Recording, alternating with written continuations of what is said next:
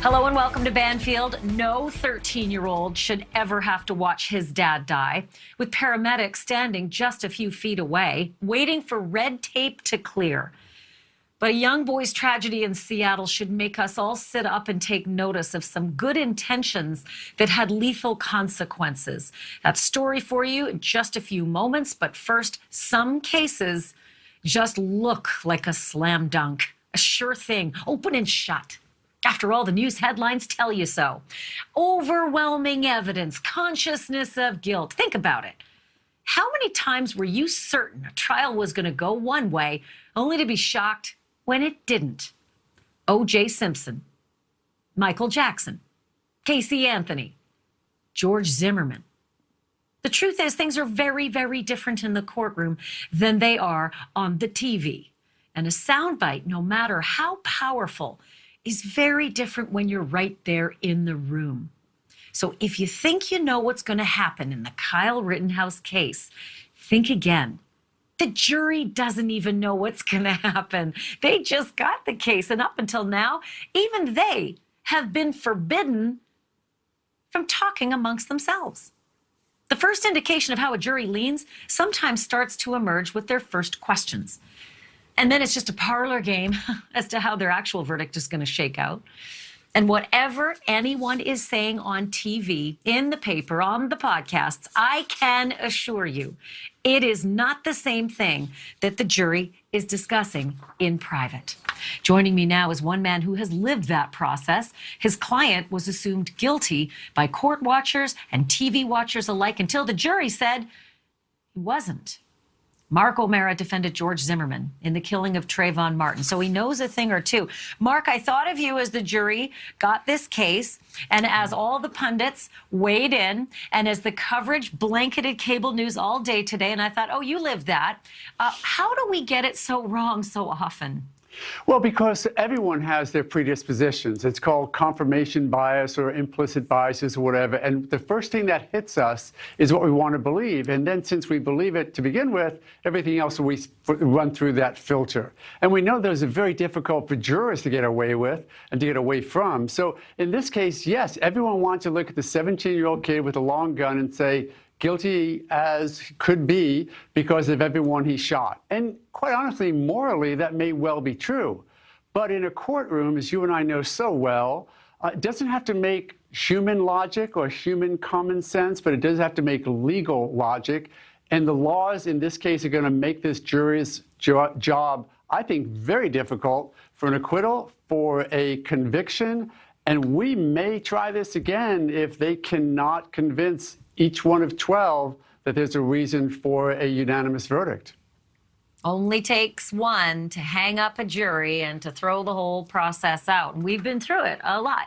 So one thing I wanted to talk to you about, because all weekend long I was talking to people about Kyle Rittenhouse crying on the stand. And everybody has a different comment. What a faker, or, oh my Lord, I didn't know he was like that. And, you know, if you saw the soundbite on all the cable news channels, you could make a split decision about what he was like. But if you watched the testimony all day long with him and then saw that happen, you might feel very differently. Is that kind of what I'm saying in a nutshell when it comes to a court case? Absolutely right. Yeah, we take our sound bites and then we extrapolate onto those, for we know the entirety of the case and we know what should happen. But the harsh reality is, and let's use that sound bite as an example. Here's a now 18-year-old kid crying. It looks like he was just so upset. And now we should believe him, right, because he's crying. But the prosecutor said something I thought was very, very insightful when he said, you know, Rittenhouse was crying when they were coming at him. He was not crying for the people he shot and killed.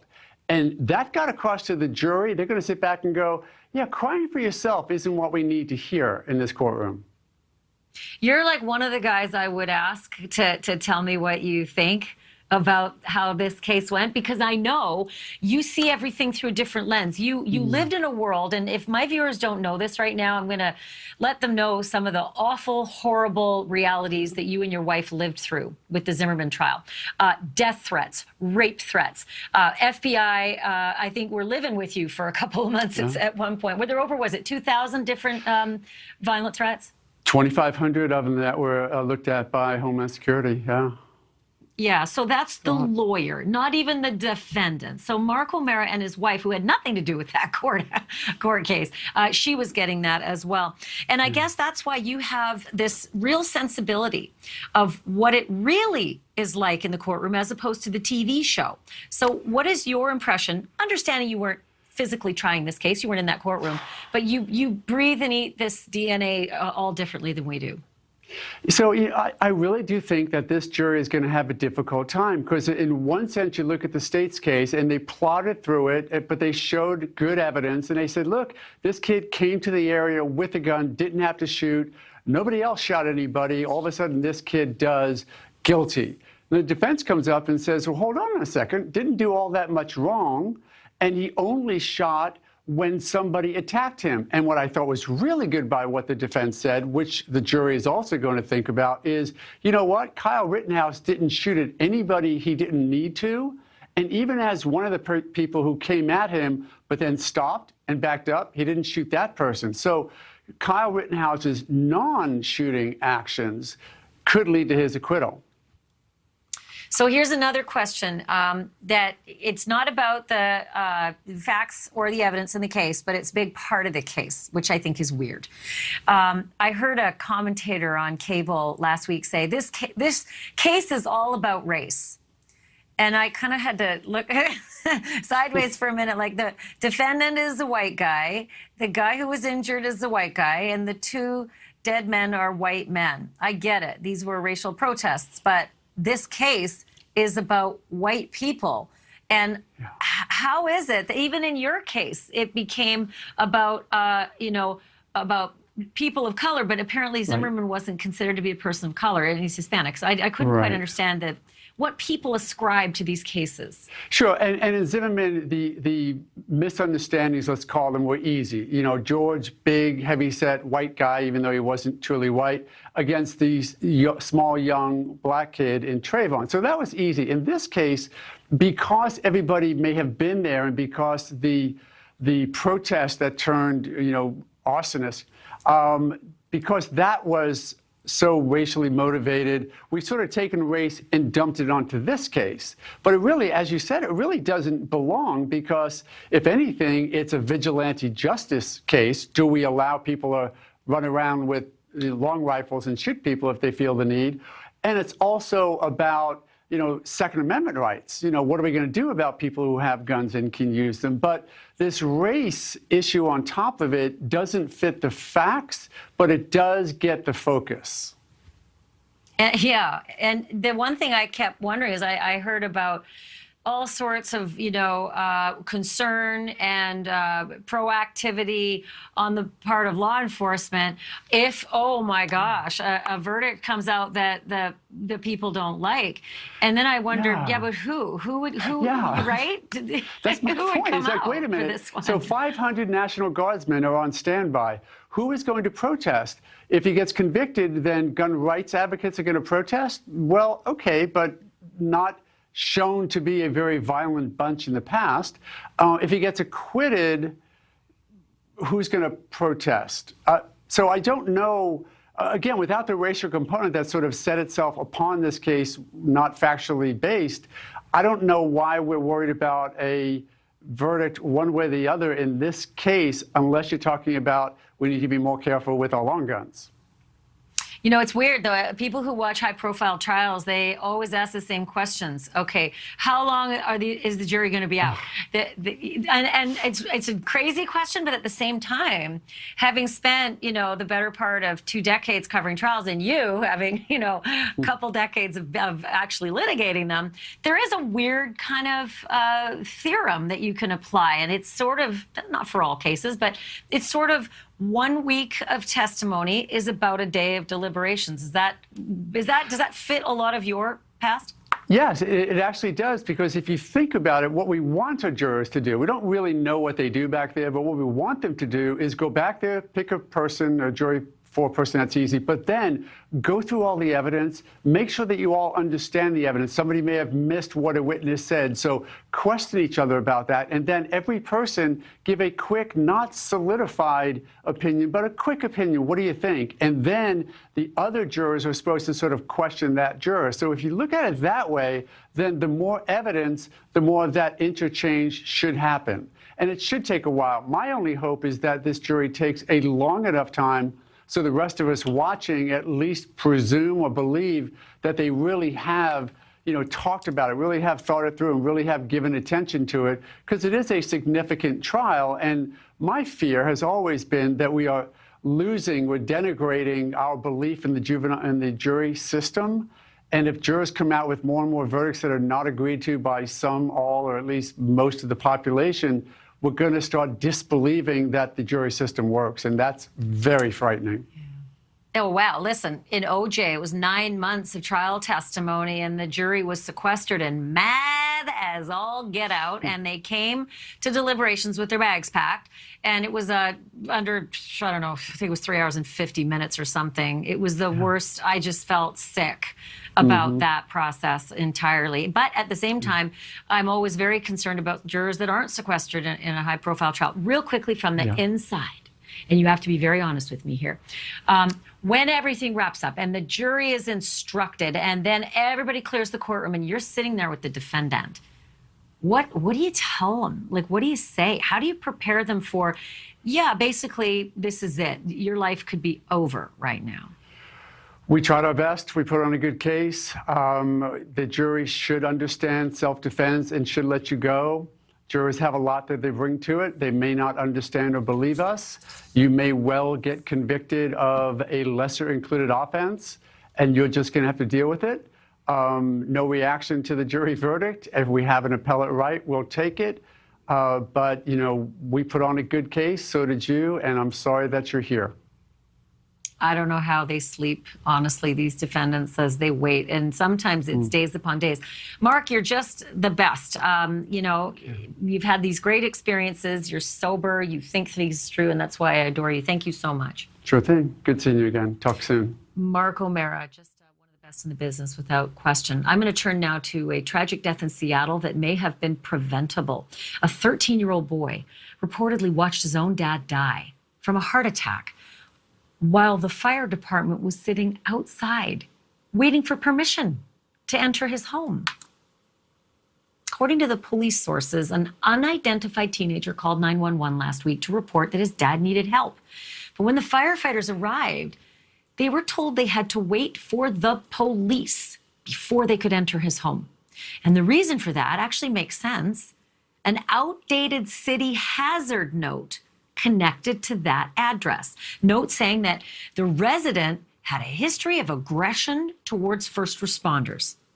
So that was problem number one. Problem number two was that the police precinct was reportedly down to just 2 officers. And it took more than 20 minutes for the police to get there. The firefighters actually took it upon themselves to enter the home and just go for it, just begin first aid. And that was about 5 minutes before the cops got there. But unfortunately, it wasn't soon enough, and the man died. This raises some pretty important questions. What are these notes? What? Linked to certain addresses, saying that some people are dangerous inside? And could a note on your home affect how quickly first responders might get to your family? And by the way, there is a huge twist in this case. I say this a lot, I'm going to say it again. Get a bourbon for this one and buckle up. Experts are going to weigh in with some critical information next.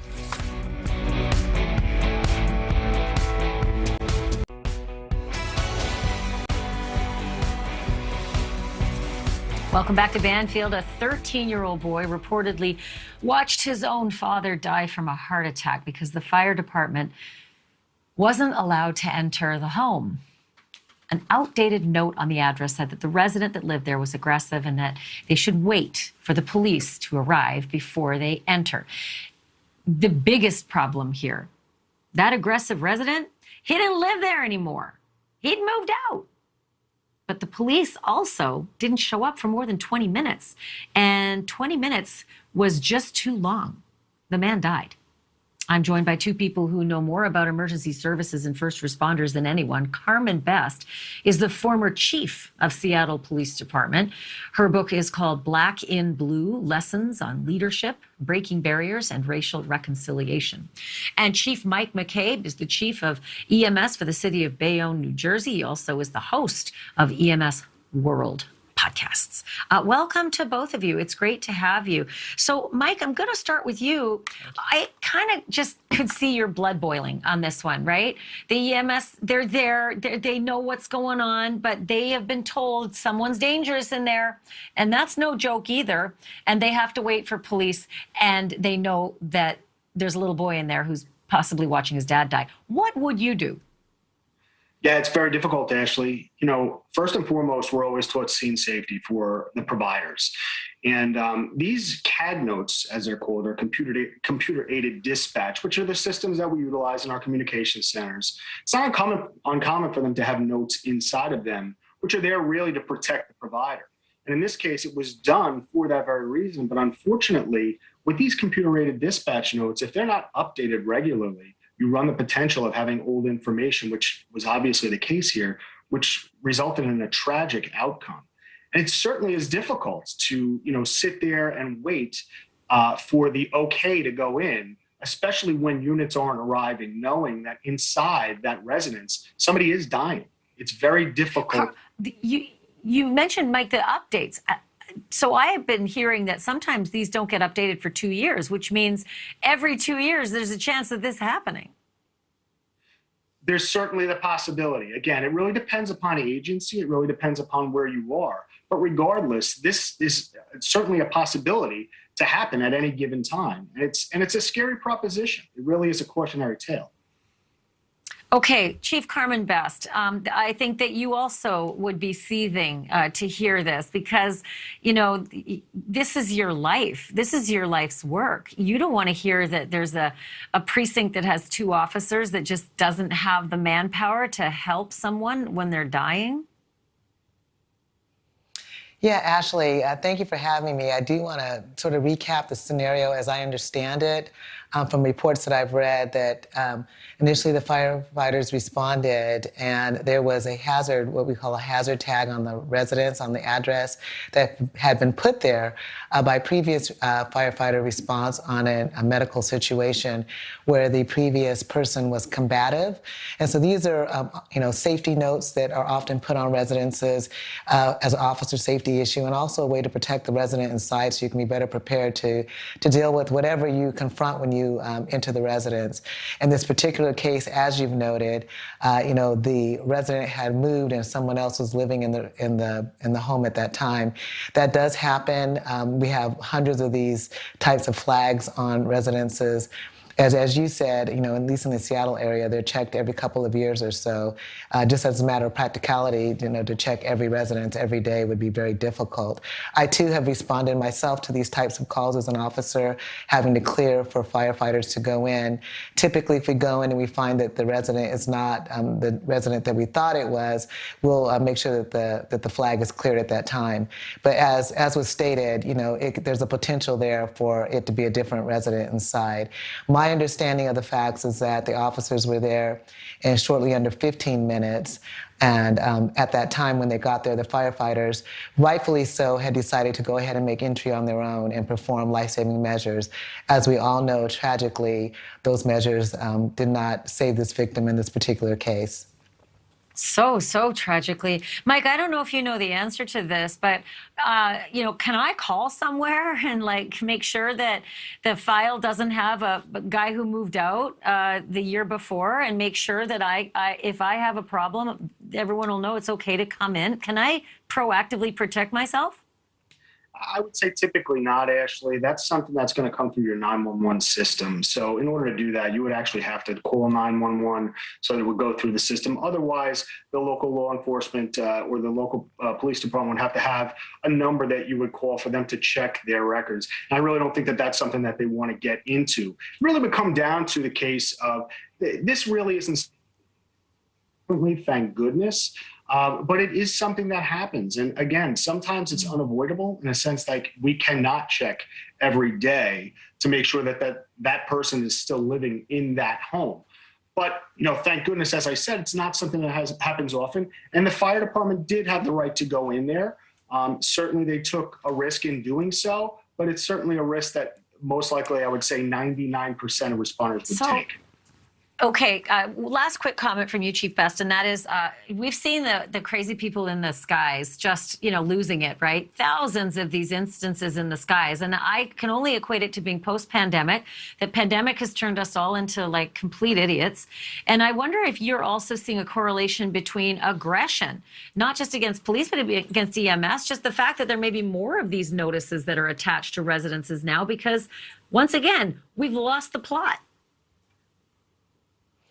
Yeah, well, it's always a concern about officer safety and first responder safety, to include the firefighters. And, we're in a very stressful time, people out of work and other issues compounding the stress that people are experiencing inside their homes. As you know, when the pandemic first hit, there was a higher level of domestic violence and those types of issues. So there's always a risk involved. And certainly during the stressful times, we can expect that there might be more. One of the reasons, in fact, that they have the system in place so that they can make annotation on the call if, in fact, there's a potential for violence to occur.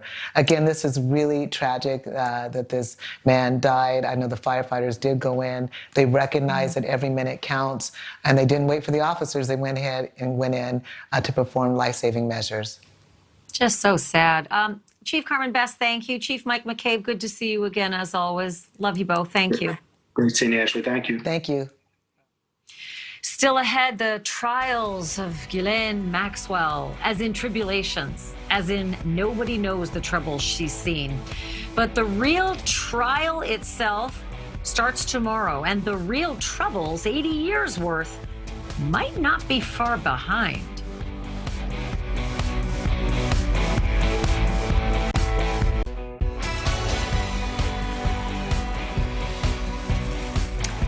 Welcome back. 16 months after the FBI arrested Jeffrey Epstein's longtime confidant and alleged co-conspirator, Guillen Maxwell, she's going to go on trial tomorrow in Manhattan. Federal prosecutors and Maxwell's lawyers are going to start all that questioning tomorrow. More than 200 New Yorkers are going to be questioned with the attempt to seat 12 of them and 6 alternates. And that could take several days. And it will not be fun for anybody concerned. But for Maxwell, who has now spent 16 months in the federal lockup in Brooklyn, it may at least be a welcome change.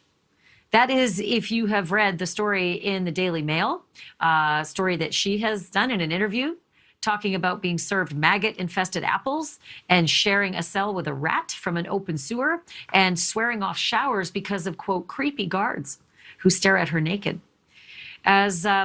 It's pretty much as far removed from Maxwell's former life of private jets and gated mansions as any person could possibly get. And Maxwell got here by allegedly procuring young underage girls for Epstein and his rich and powerful friends. And I did say allegedly. Maxwell faces numerous sex trafficking counts that could send her to prison for 80 years. But for now, she is convicted of nothing. And so now I turn to my experts about what she's saying about her lockup conditions. Stacey Honowitz is the longtime head of the Sex Crimes and Child Abuse Unit for the State Attorney's Office in Broward County, Florida. She's also written several children's books, including My Privates Are Private. Larry Levine is a consultant for people just like Maxwell, headed to jail and unsure of what comes next. Larry served 10 years himself in federal prison, so he knows what he's talking about. He now runs Wall Street Prison Consulting. Welcome to both of you. Okay, Larry, you heard what Guillen Maxwell is saying to the Daily Mail. It's horrible, and she's regularly threatened by the guards, and the lights are on 24/7, and she's got eye damage from these fluorescent lights, can't get sleep. The food is rotten. There's no protein. Is she off, or is that pretty much how you'd sum it up? Well, okay, when I went into custody, I had 20/20 vision myself. I spent almost 2 years at MDC Los Angeles. They wouldn't let me go out and go in general population. They said I was a threat to the institution. Who knows? But the fact is, my eyes went when I was in custody.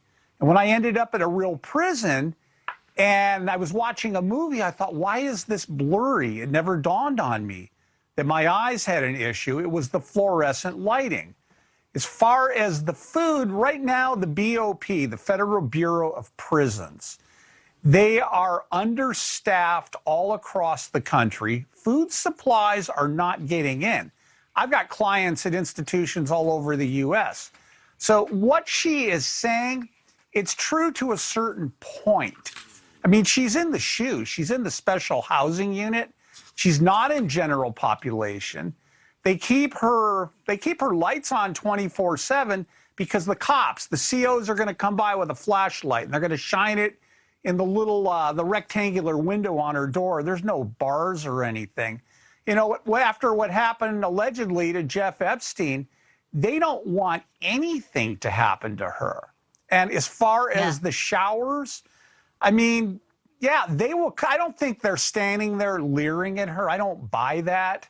But I believe that if she's taking maybe a 5-10 minute shower, whatever amount of time they're going to give her, the correctional officers, they're making their rounds through the cell block. I've been in the SHU, and they're just looking in to make sure she's alive. I mean, rotten food, it's everywhere. I mean, she's not used to this.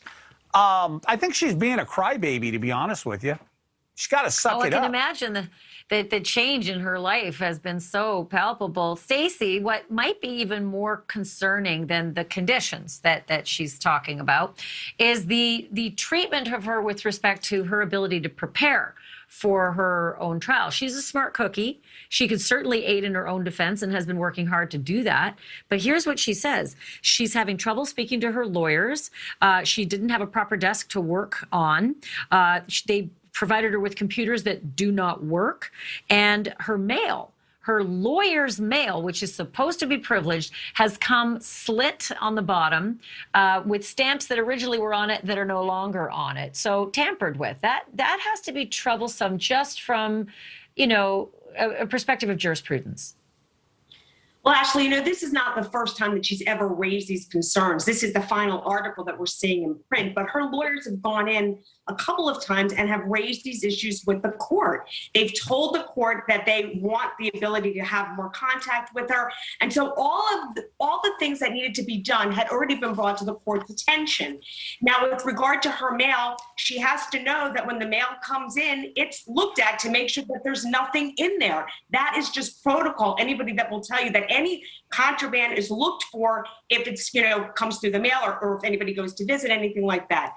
So all of these things that she's talking about and that she's raised have come into the courtroom, have been before the court, and now she's finally telling her story so that everybody gets to see it in print. Now, it came out right before jury selection. Are they hoping that people see some of this and there's kind of a sympathy ploy to this? Of course. You can't be, you know, you have to be ridiculous not to think that she is trying to get that. On the other hand, is it fair that she's treated maybe differently? Well, of course not. Nobody wants to be treated or, you know, tortured while they're in prison. But like I said, the court was well aware. Her lawyer, she's got fine lawyers, and I know that they've gone before the court. They have put all of these things in motions. They've filed it, and they've asked the court for relief. And thus far, there hasn't been. So the court has heard something. There hasn't been. There hasn't been. You know, the court heard something that we don't know about. She's down 20 pounds, apparently. And for a girl, that's a lot. She's gone gray. I don't suppose that's unusual. You don't get, you know, hair stuff in jail. I want you to see her, though, because we talk about Guillen Maxwell so she's like this sort of fantasy character because you just don't see her or hear her. And we found a moment where she was actually interviewed by the Huffington Post. I was shocked when we found this, but here she is talking about this charity that she started called Terramar, you know, helping the oceans to be clean. But take a look. This is Guillen Maxwell. You can't just keep expecting everything to keep going, to the fish to keep breeding and the ocean to keep healthy, because it just doesn't work that way. And I think the ocean is just too big to fail. Just surprising to kind of see her come to life. But just quickly, I need a fast comment from both of you. Larry, pretrial detainees are innocent right? They are innocent. They haven't been proven guilty They are yet. innocent. Shouldn't Let their me treatment jump be back. better? Hold on. Well, let me jump back to the mail. The protocol is if it's legal mail, they have to open it in front of you. So it's not pre-opened, it's not pre-screened. And then they pull the postage stamps off because there's a concern whether or not drugs are going to get into the institution. And the reason why they have her in isolation, she's not like some regular inmate that could just blend into the prison population. Everybody knows who she is. Being a chomo, child molester as they call it, that's like one of the worst crimes, like being an informant. And if they had her in, general population, somebody would kill her, guaranteed. It would happen. So last comment, Stacey, and that's this. I think a lot of people who watch this process might understand this question. You can't try Jeffrey Epstein. He's gone. And the prevailing wisdom out there is that someone's got to pay. And I think her lawyers are saying that's what's happening with our client. They're going after her. They're treating her this way because they think someone's got to pay. And that's not fair, they say. What do you say? Well, of course, that's going to be their defense, that she's paying for everything that happened with him. But these victims are going to take the stand and tell you that she was an integral part of trafficking because she's the one that, for lack of a better term, seduced these girls to come into his life. Now she'll say, I didn't know what was going on. But one by one, they are going to take the stand, and they're waiting to see if one of the British victims can come in. And they are going to say that I came to Jeffrey Epstein through Maxwell. I would never have gone to him if it was not for her. So, of course, we are waiting to hear that defense, that the defense is she's taking the blame for him. The prosecution's going to say, no, we finally got her, and she is just as responsible for what went on with the trafficking as Jeffrey Epstein was. Stacey Big Honowitz and Larry conspiracy, Levine. though. All those other people, hold on, all those other people that were involved in this, it's a conspiracy, so they will draw other people in, and her lawyer is probably working on something called a 5K1, perhaps where she could give substantial assistance to get whatever sentence lowered. Just think of the secrets this woman is hiding. Oh, I mean, it's a I little can't late in the game. She should already be cooperating. No, she's not. She would have cooperated for the last 16 months. Are you kidding me? She's getting ready to go to trial tomorrow.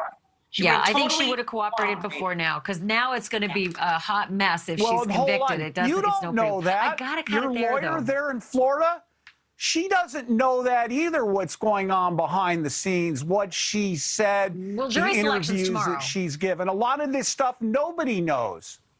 Yeah, Jury I have to leave it selection's there. But you know what? I'd love to have you both back, because I think that we're going to start hearing a lot of really interesting stuff, especially when it comes to jury selection. The first question is, have you heard of this case? And it's New York. Everyone's heard of this case. Stacey Honowitz and Larry Levine, thank you both. Appreciate it. Thanks, Ashley. Sure. Thank you for watching. Click the red subscribe button below so you can get more of NewsNation's fact-driven, unbiased coverage.